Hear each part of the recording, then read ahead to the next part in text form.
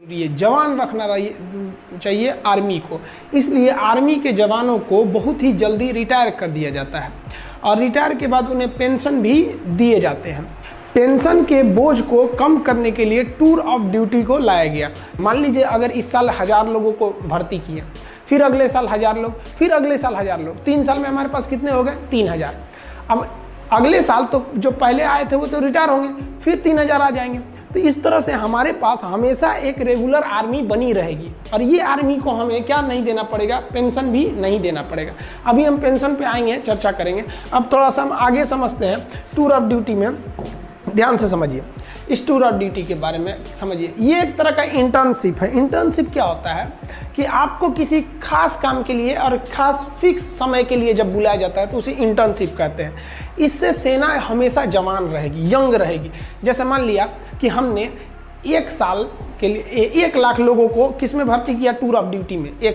इस साल भर्ती किया, फिर अगले साल 1 लाख को भर्ती कर लेंगे, फिर अगले साल 1 लाख को कर लेंगे, यानी 3 लाख हमारे पास आ गए सब।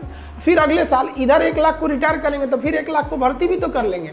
और जिसको हम रिटायर किए उसको तो पेंशन देना नहीं है कि भैया हम 3 साल ड्यूटी कराए हैं। अब ध्यान से समझिएगा जी, ऐसे करके हमारे पास 3 लाख का स्टॉक बचा और ये 3 लाख की जो आर्मी है एकदम यंग है। 18 साल के लड़कों को भर्ती करेंगे, 18, 19, 20, 21। तो ये 3 साल का 18 से 21 साल का 18 से 21 साल के लड़कों को शादियों भी यहाँ नहीं हुआ रहता है, एकदम यंग गर्म खून रहता है। अब बॉर्डर के फ्रंट लाइन पे खड़ा करेंगे ना, देशभक्ति राष्ट्रवाद तो कूट कूट के भरा है, समझ में। अब जैसे कोई परिवार वाला आदमी है, सेना हमारे हर उम्र के जवान बहादुरी से लड़ते हैं, लेकिन जो 40-50 साल एज हो गया उन पे जिम्मेदारियां हैं, उनके बाल बच्चे हैं, वो भी इंसान हैं, वो भी हमारे लिए लड़ते हैं।